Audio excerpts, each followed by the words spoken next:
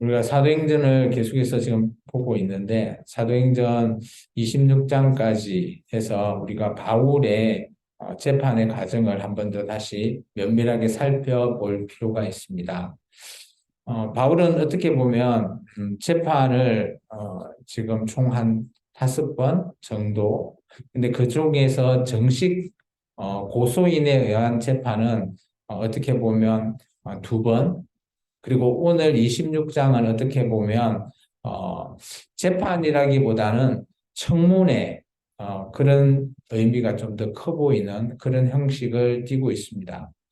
22장에 보시면 이제 바울이 예루살렘 영내에서 유대인들에게 돌을 맞아서 죽으려고 하는 것을 천부장 루시오를 통해서 일단 어, 살게 되고, 근데 그곳에서 영내에서 바울에 변론할 수 있는 기회를 1차적으로 줍니다. 그때 예수님을 만났던 정언을 얘기하게 되죠.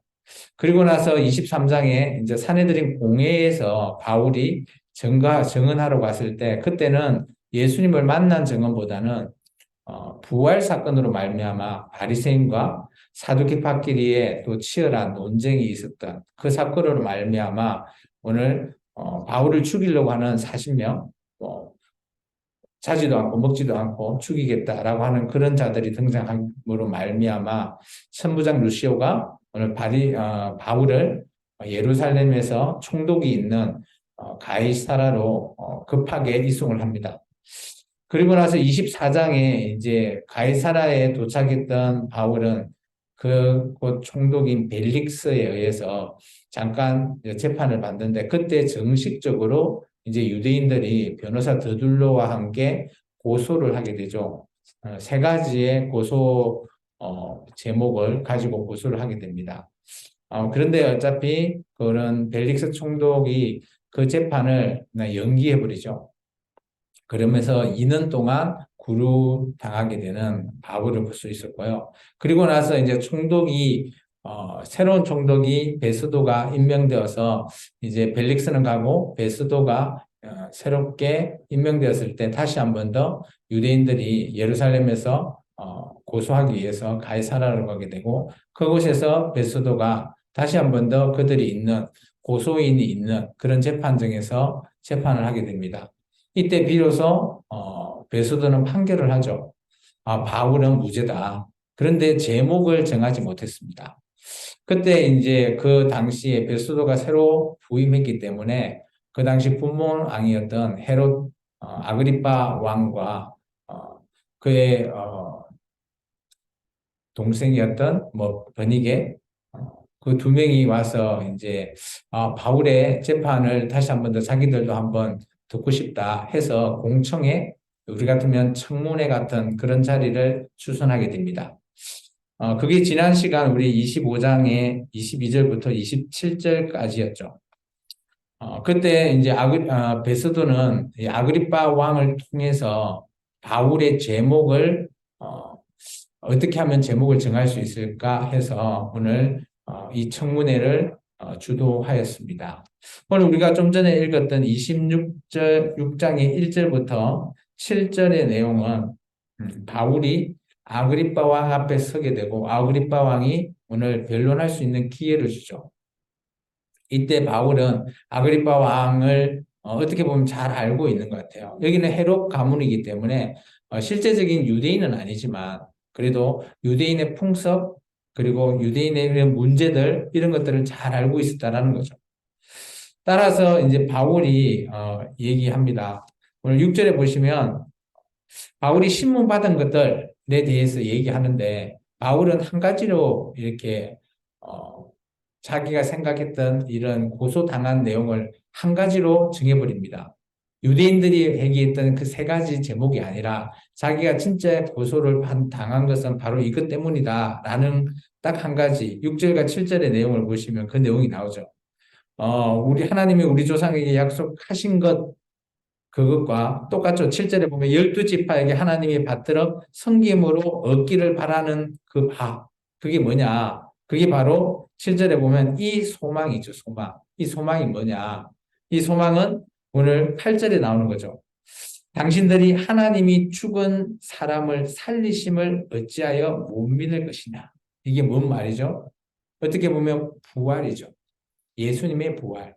이게 바울은 자기가 고소당한 이유를 정식적으로 부활 사건으로 말미암아 고소당했다라고 아그리빠한테 얘기하는 겁니다.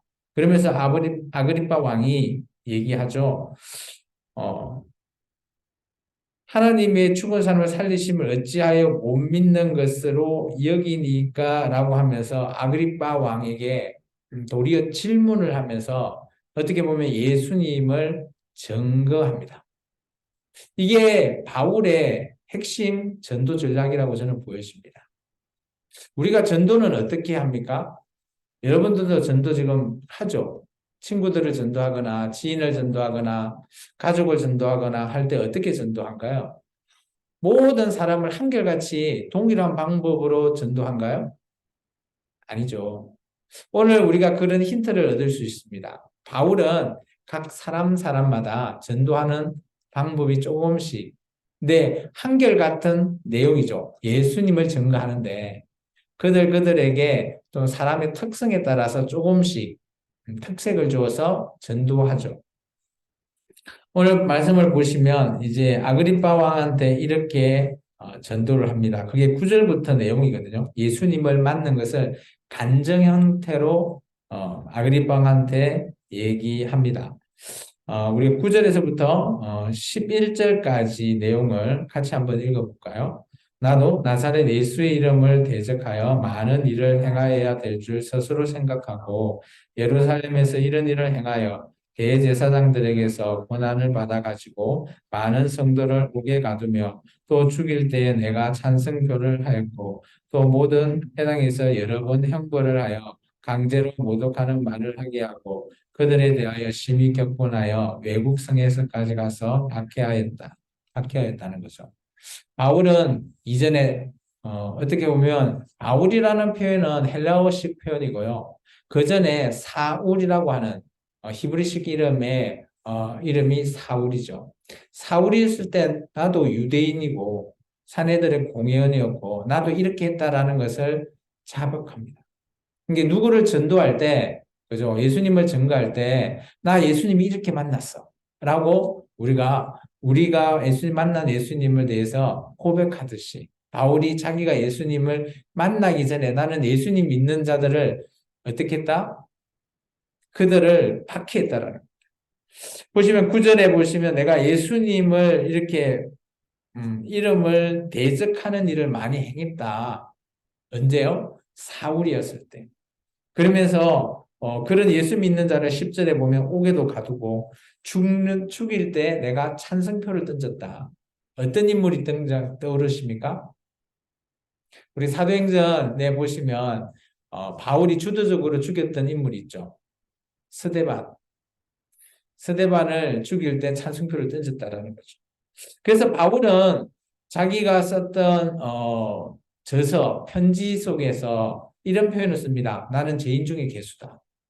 디모데 후서에 전서에 나오죠. 그리고 로마서에는 자기를 이렇게 표현합니다. 오라, 나는 공고한 사람이다. 이게 내가 예수님 만나기 전에는 알지 못했는데 지금 생각해 보니까 나는 죄인 중에 괴수고 나는 공고한 자로서 내가 구원을 받는다라는 것 있을 수가 없었다. 라는 것을 뒤늦게 깨달았다라는 거죠.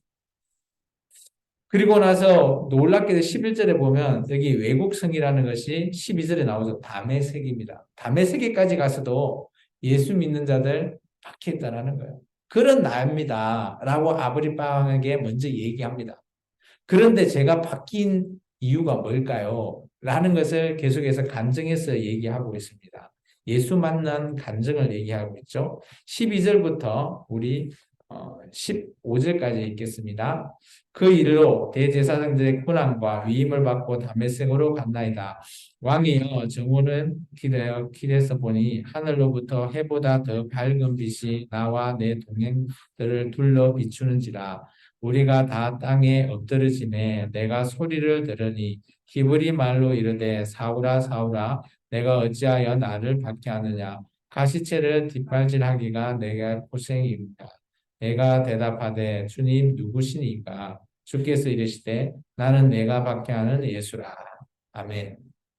자기는 대제사장의 그런 고난, 그런 것을 가지고 임명받아서 갔는데 놀랍게도 오늘 예수님을 만났을 때의 장면을 얘기하고 있죠.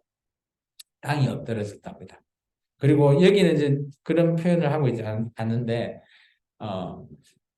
다른 쪽에서 보면 사도행전의 9장에서 보면 눈을 뜨지 못한다 그래서 햇빛이 너무 강렬해서 눈을 뜨지 못했는데 그때 주님의 음성이 나오죠.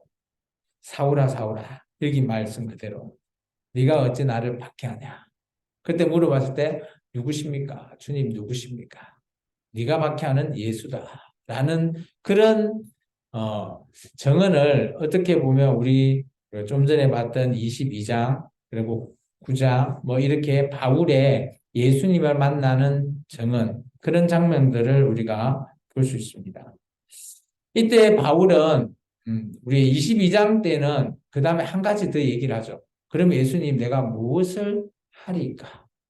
라는 것을 오늘 여기서는 좀 더 자세하게 예수님께서 바울이 어떤 일을 하기를 원하는지를 조금 설명하고 있습니다. 그게 16절부터 내용입니다. 우리 16절부터 23절까지 좀 긴데 같이 읽겠습니다. 일어나 너의 발로 서라. 내가 내게 나타나는 것은 곧 내가 나를 본 일과 장차에 내가 내게 나타날 일에 너로 종과 증인을 삼으려 함이니 이스라엘과 이방인들에게서 내가 너를 구원하여 그들에게 보내어 그 눈을 뜨게 하여 어둠에서 빛으로 사탄의 권세에서 하나님께로 돌아오게 하고 제3과 나를 믿어 거룩하게 된 우리가 가운데 기업을 얻게 하리라 하더이다. 아그리파 왕이여 그러므로 하늘에 보이신 것을 내가 거스르지 아니하고 먼저 다메섹과 예루살렘에 있는 사람과 유대 온 땅과 이방인에게까지 회개하고 하나님께로 돌아와서 회개에 합당한 일을 하라 전하므로 유대인들이 성전에서 나를 잡아 죽이고자 하였으나 하나님의 도우심을 받아 내가 오늘까지 있어서 높고 낮은 사람 앞에서 정언하는 것은 선지자들과 모세가 반드시 되리라고 말한 것밖에 없으니 곧 그리스도가 고난을 받으실 것과 죽은 자 가운데 먼저 다시 살아나사 이스라엘과 이방인들에게 빛을 전하시라 함이니이다 하니라. 아멘. 여기 큰 메시지가 한 세 가지 정도 있었죠. 첫 번째 메시지는 16절에 나오고 있습니다. 오늘 내가 너를 이렇게 나타난 이유라고 볼 수 있죠. 첫 번째 메시지는 16절에 오늘 네가 나를 본 것, 예수님을 본 것을 오늘 네가 알려야 되고 그리고 두 번째 앞으로 일어날 장차 내게 나타날 일 그에 대해서 내가 너를 종과 정인으로 삼겠다. 그게 예수님의 바울을 만난 첫 번째 메시지라는 거죠. 오늘 우리는 예수님을 처음 만났을 때 여러분은 어떤 메시지를 받았습니까? 우리가 예수님을 받고 당장 뭐 구원, 내가 뭐 영생 이런 메시지를 생각해서 여러분이 예수님을 믿으셨습니까? 오늘 여러분이 예수님을 믿는 것은 당연한 문제긴 하지만 구원의 문제, 우리가 천국 가는 그런 소망의 문제, 그런 문제도 우리에게 크게 작용하지만 반대로 이제 우리가 예수님을 위해서 무엇을 해야 되냐라는 측면에서 오늘 우리는 살펴봐야 되는 거죠. 오늘 바울은 이렇게 얘기하고 있습니다. 우리 말씀을 읽진 않았지만 말씀 29절에 보면 오늘 모든 사람이 나와 같이 되기를 바울은 원한다는 거예요. 바울의 지금 뭐 결박된 것 외에 모든 것, 바울이 예수님을 증거하고 바울이 예수님을 만났을 때 그런 모든 상황들이 나뿐만 아니라 나와 함께하는 모든 자들이 나와 같이 되기를 원한다. 어떻게 보면 이것이 교만일 수도 있는데요. 바울은 그렇게 얘기하지 않습니다. 오늘 바울이 교만이다라고 말하는 자가 베스도죠. 우리가 조금 있으면 읽을 건데 베스도가 바울에게 이렇게 얘기하죠. 바울아, 네가 그렇게 많은 지식 때문에 네가 미쳤구나. 미쳤도다. 라는 표현을 씁니다. 이처럼 우리가 예수님을 만나고 나서 우리는 어떻게 해야 되죠? 미쳐야 됩니까? 저는 미쳐야 된다고 봅니다. 내가 예수님을 진짜 사랑하고 예수님을 정말 나의 주님으로 모신다면 우리는 예수님을 향해서 뭐 우리 표현식으로 뉘앙스적인 표현으로는 좀 그치고 안 좋지만 우리는 미쳐야 되는 거죠.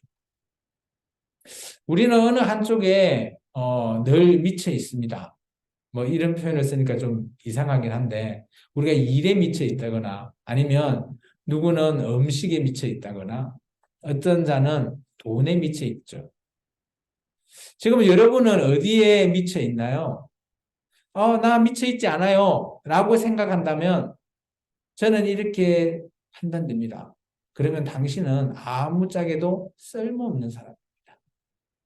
왜냐하면 우리는 우리의 인생에 어떤 하나의 길을 가게 될 때 우리는 꼭 미쳐서 그 한쪽을 바라보면서 가야 되는 것이 맞다라고 봐요.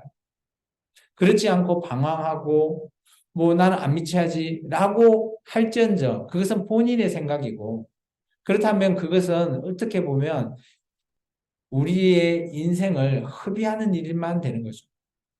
우리가 미친다라는 것이 부정적인 의미뿐만 아니라 긍정적인 의미로 우리는 여기서 바라봐야 됩니다. 남이 우리를 부정적으로 말할 수는 있겠지만 당신은 예수에 미쳤네.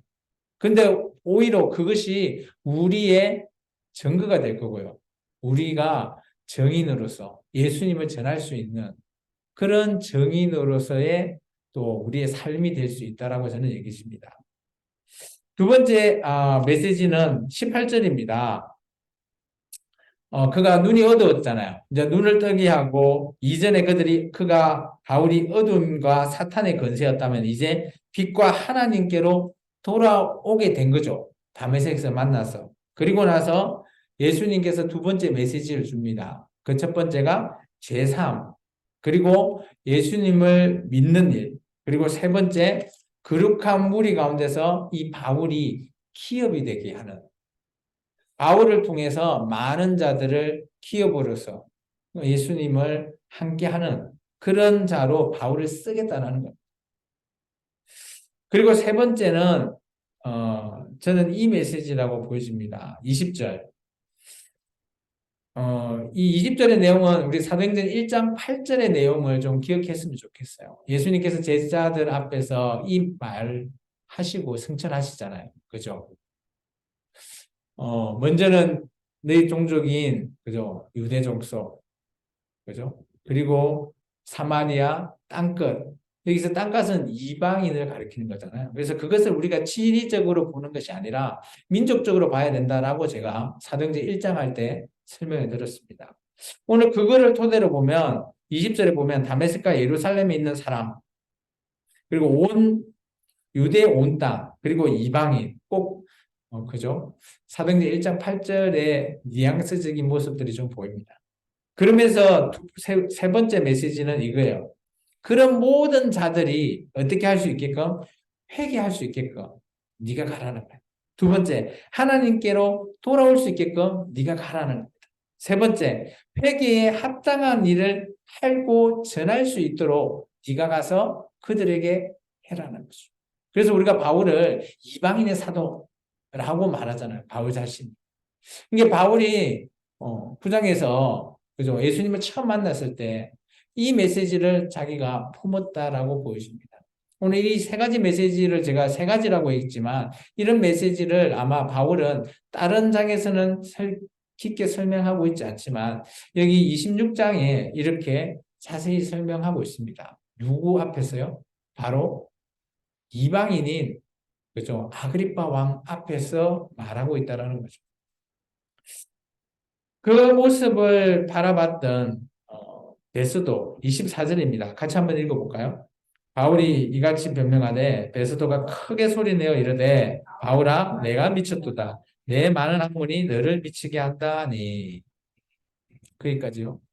베스도가 얘기하잖아요. 바울이 이런 예수님을 만난 증거 그런 것들을 잘 설명을 했어요.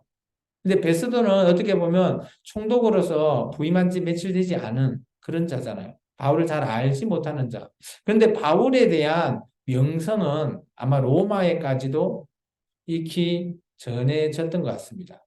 오늘 베스도가 인정하죠. 내 많은 학문이 너를 미치겠다. 그러면 바울이 이때까지 자기가 가말리엘 문화에서 배우고 뭐 또 많은 가르치고 한 일을 아마 로마에서도 이 베스도가 있었던 곳에도 아마 바울이라고 하는 자기가 직접 만나보지는 않았지만 처음에 그저 초면이었거든요. 베스도가 왔을 때. 그렇지만 명성은 들었기 때문에 아 바울라고 하면 오 지식이 풍족한 자, 뛰어난 자 이런 자로 봤을 겁니다. 또 이 메시지를 듣고 나서 이제 베스도가 네가 미쳤다. 너의 그 많은 지식으로 말미암아 미쳤구나. 라는 표현을 하는 겁니다. 이 표현은 어떻게 보면 바울을 겉으로만 팔았다라는 것으로 좀 보여집니다. 이때 바울이 이렇게 얘기하죠. 25절입니다. 바울이 이르되 베스도 각하여 내가 미친 것이 아니요 참되고 온전한 말을 한 거다. 참되고 온전한 말. 지금 바울은 예수님을 만난 증거를 한 거잖아요. 그것이 참이 되고 온전하다. 저는 여기에 우리가 전도할 때 우리가 말하는 전도 그거는 어떻게 보면 예수님을 증거하는 얘기잖아요. 이게 우리가 부끄럽게 전도할 것도 아니고 또 우리가 막 사납게 전도할 것도 아니라는 거죠. 우리가 전도를 한마디 한마디 해 나갈 때 그것은 우리가 어떤 얘기를 할지언정 우리가 예수님을 증거한다는 전도라면 그것이 상대방이 우리에게 부정적으로 이렇게 베스도 같이 부정적으로 말하는 자가 있을지언정 우리가 말하는 전도는 참되고 온전하다라고 우리가 믿을 수 있다라고 저는 보여집니다. 이게 우리가 이 전도 나가면 그렇지 않아요? 당신이나 잘 믿으시오 하고 요즘은 또 지식으로 뛰어난 사람은 뭐 창조가 있을 수 있습니까? 요즘은 진화론이 대세 아닌가요? 학교에서도 가르치는데 막 그런 열심히 토론하고 논리적으로 우리가 하나님이 뭐 보이 있다고요? 라고 하면서 논리적으로 반박하는 그런 자들도 있다라는 거죠. 많은 세상의 지식으로 말미암아. 그럴 때 우리가 전하는 예수님이 어떻게 보면 허구적인 거고요. 어떻게 보면 전하는 하나님이 뭐 보이도 안 하는데. 그런데 그것을 우리가 전할 수 있는다라는 것, 그것은 오늘 저는 참되고 온전한 것을 우리가 전한다라고 저는 그렇게 여겨집니다. 그래서 우리가 예수님을 증거한다라는 것, 여러분이 예수님을 어떤 말로 증거할지언정 그것은 참되고 온전하다라고 받아들이시고 전도하시기 바랍니다. 그리고 나서 이제는 바울은 도저히 베스도에게는 전도가 예수님의 복음 전도가 우리식으로 따지면 씨알이 안 먹히니까 오늘 아그리파 왕에게 전도를 합니다.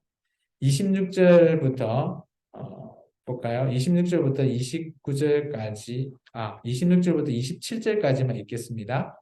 왕께서 이 일을 아시기로 내가 왕께 담대히 말하노니 이 일에 하나라도 아시지 못함이 없는 줄 믿나이다.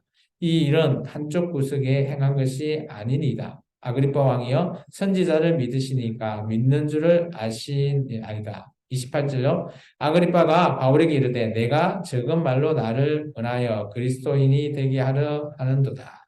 아멘. 여기 적은 말 해서 나눠져 있죠. 짧은 시간에 또는 시간이 짧으나 뭐 기나 뭐 이런 표현도 있잖아요. 이게 뭔가 하면 지금 바울이 지금 아그리파 왕 앞에서 변론하는 것이 짧은 시간에 그죠? 응축적인 내용으로 설명드렸다는 거죠. 그러면서 오히려 27절에 보면 아그리파 왕도 당연히 유대인으로서의 왕으로 선 거거든요. 그죠? 하스몬 왕가에 의해서 에돔 족속이 강제로 할례를 받아서 거의 뭐 유대인은 인정하지 않지만 유대인 뭐 그런 것이기 때문에 선지자를 당연히 믿는 것이 옳다라는 거죠. 선지자를 부정한다는 것은 하나님을 부정하는 거랑 마찬가지이기 때문에 27절 보면 아그리파 왕에게 전도하는 바울의 전략 보이나요? 당신 선지자 믿습니까? 하고 아그리파 왕이 답할 기회도 안 주고 자기가 믿는 줄은 알겠습니다. 믿는 줄을 아나이다 하라고 하면서 아그리파 왕이 아예 대답도 못하게끔 그렇게 예수님을 증거하는 거죠. 이게 어떻게 보면 또 뭐 전도의 전략으로 또 보이고요. 이게 아그리파 왕의 반응 보이십니까? 네가 그리스도인이 나를 그리스도인이 되게 하는구나 라고 하면서 오히려 막 벌쩍 뛰죠. 아그리파 왕도 바울이 전했던 이 복음이 어떻게 보면 짧고 어떻게 보면 핵심적인 말을 통해서 아그리파 왕도 당연히 좀 더 들으면 내가 예수님을 믿을 수 있겠다. 그렇게 생각한 것 같아요. 근데 이제 바울은 물론 두 명 다 베소도나 아그리파 왕이 예수님의 복음을 어느 자리든지 바울은 전하려고 합니다. 그 자리가 어떤 자리가 됐든 왕이든 총독이 됐든 아니면 자기를 죽이려 하는 유대인들 앞에 서든 바울은 틈만 나면 예수님의 복음을 전하는 이런 모습을 볼 수 있죠. 그러면서 바울은 이렇게 얘기합니다. 아마 이게 저는 바울의 한결같은 자기의 신조라고 보여집니다. 29절입니다. 같이 한번 읽겠습니다. 바울이 이르되 말이 적으나 많으나 당신뿐만 아니라 오늘 내 말을 듣는 모든 사람도 다 이렇게 결박된 것 외에는 나와 같이 되기를 하나님께 원하나이다 하니라. 그럼 이 의미가 이 얘기가 다신가요? 바울은 어떤 상황이든 나는 예수님을 증거하겠다. 이방인이든 유대인이든 나는 예수님의 복음을 전하고 그들이 회개하고 하나님께 돌아올 수 있게 하고 예수님을 믿게 하겠다라는 거죠. 그럼 오늘 이 자리를 생각해 보십시오. 청문회 자리, 공청회 자리에서 왕도 있고 총독도 있고 많은 천부장들, 어떻게 보면 지도자급들이 모여 있는 곳에서도 하나도 떨리지 않고 하나도 그죠? 쉽게 말하면 많은 자들 앞에서 혼자 딱 서 있는 바울이잖아요. 어떻게 보면 최고의 지도층 앞에서 딱 혼자 서서 예수님을 증거하는 거예요. 근데 떨림도 없고 그곳에서 정말 바울은 나와 같이 당신들도 나와 같이 되기를 원한다. 그게 뭔 말이죠? 예수님 믿고 하나님께 돌아와라. 누가 됐든 상관없다. 이방인이든 유대인이든 상관없다라고 자신감 있게 결의를 다지는 어떻게 보면 바울의 신념이 없으면 이런 얘기를 할 수 없다라고 저는 보십니다. 그 이후에 이제 그게 이 얘기를 들었던 사람들의 반응이죠. 30절과 31절입니다. 같이 읽겠습니다. 왕과 총독과 번니게와 그와 함께 앉은 사람들이 다 일어나서 물러가 서로 말하되 이 사람은 사형이나 결박을 당할 만한 행위가 없다 하더라. 이에 아그리빠가 베스도에게 이르되 이 사람이 만일 가이사에게 상소하지 아니었다면 석방될 수 있을 뻔하니라. 이들 반응이 어때요? 저는 이게 PT라고 봅니다. PT. 우리가 저도 이제 회사 다닐 때 PT도 많이 하고 해서 수주도 하고 했지만 정말 PT는 짧지만 강렬한 인상을 보여야 된다고 봐요. 그리고 반대로 들었던 사람에게 그죠? 한결같이 한 목소리를 낼 수 있게 PT를 했다면 그 PT는 그죠? 수주한 거나 마찬가지죠. 오늘 보면 이 왕, 총독, 그와 함께 모든 사람들이 뭐라고 얘기하죠? 한 목소리죠. 이 사람은 무죄다.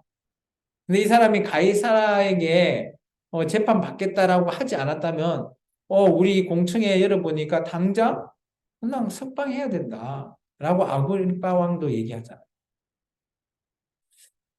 우리의 전도도 이런 PT같이 강렬하게 핵심적으로 할 수 있으면 참 좋다라고 저는 여기십니다. 저는 26장을 여러 번 읽어봤는데요. 제가 회사 생활을 하다 보니까 그런 생각이 들어요. PT를 딱 하면 교수들 앞에서 PT를 하는데, 딱 PT 하면서 교수들과 눈을 마주치죠. 그럴 때 그 사람들이 정말 집중력 있게 탁 바라보고, 저게 뭐지? 라고 막 골똘하게 질문할 것을 생각하고 있는지 아닌지가 눈에 보여요. 그렇다면, 내가 지금 잘하고 있구나. 오늘 마치 바울이 그렇다는 거죠. 오늘 예수님을 만났던 그 증거, 증언을 딱 했을 때, 그죠? 베스도는 오히려 그것을 너무 집중한 나머지, 야, 저 미친 거 아니야? 라고 너무 잘해서 미친 거 아니야? 이런 반응이죠. 이에 반해서 또 아그리파 왕은 뭐야? 야, 쟤가 하는 저 PT 보니까 진짜 내가 예수 믿을 것 같아. 아니, 도저히 안 되겠어. 뭐 그런 의미로 잘 생각해 보시면 정말 간결하고, 아까 짧다라고 했잖아요. 짧은 시간 내에 간결하게 예수님을 증거했다라는 거예요. 우리의 전도도 이랬으면 좋겠습니다. 저도 많이 부족하지만 저도 이렇게 전도 방법을 좀 택해보면 어떻겠나 생각이 들어지더라고요. 그래서 곰곰이 한번 생각을 저도 한번 해봐야 되겠다 생각이 듭니다. 오늘 말씀을 좀 정리해보면 이렇습니다. 바울이 예수님을 증거했을 때 모습을 한 3단계로 나눠보면 이렇습니다. 첫 번째, 바울이 예수님을 증거하기 이전 상태를 얘기했잖아요. 우리도 복음을 전할 때 내가 예수 믿기 전, 예수 믿은 후, 비포 애프터를 먼저 복음을 전도할 때 먼저 사용해야 되겠구나. 두 번째, 그리고 딱 보면 베스도 아그리빠와 각각에 대해서 바울의 답변이 달랐잖아요. 그처럼 우리가 만나는 사람마다 물론 중심 내용, 예수님을 증가하는 핵심 내용은 동일하겠지만 사람의 특성에 따라서 전하는 메시지는 달라야 된다. 참 쉽지 않죠? 세 번째, 오늘 바울이 어때요? 그 공청회에 많은 왕, 총독, 천부장 이렇게 어마어마한 어떻게 보면 기가 죽는 그런 자리에 있을전저 바울은 꿀리지 않고 예수님을 전하는 복음 전도자이죠. 그래서 저는 이 세 가지 정도 우리가 복음을 전할 때 이런 세 가지를 잘 접목해서 간결하게 복음을 뭐 PT하듯이 전한다면 오늘 바울과 같이 우리가 정말 많은 사람들이 인정하고 수긍할 수 있는 그런 전도가 되지 않을까 저는 좀 생각해 봤어요. 개인적으로.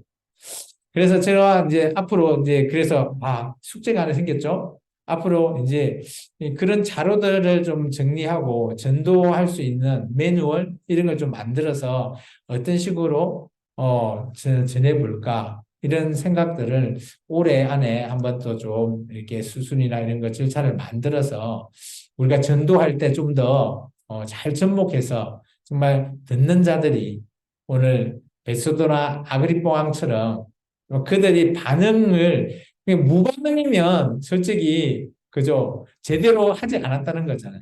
이 반응이 둘 중에 하나라고 봅니다. 하나는 뭐 완전히 부정적인, 하나는 정말 받아들이는 듯한 긍정적인 둘 중에 하나가 반응이 나와야지 정말 제대로 된 전도가 아니냐. 저는 그렇게 보이지거든요. 그래서 올 한 해 또 이렇게 잘 해서 우리의 전도에 접목해서 또 많은 자들이 예수 믿을 수 있게 하는 것이 또 제 목표가 되었습니다. 그래서 오늘 말씀처럼 바울은 모든 사람이 나와 같게 되기를 원한다 라고 외치듯이 오늘 우리가 믿지 않는 자도 그리고 예수님을 믿는 우리도 바울과 같이 복음 전도자가 되어서 믿지 않는 자를 전할 수 있고 또 그들이 믿어서 또 바울과 같이 되는 그런 정말 선의의 정말 선순환 구조를 이루는 그런 복음 전파자가 되기를 주의 이름으로 축원합니다. 기도하겠습니다. 주님 감사합니다.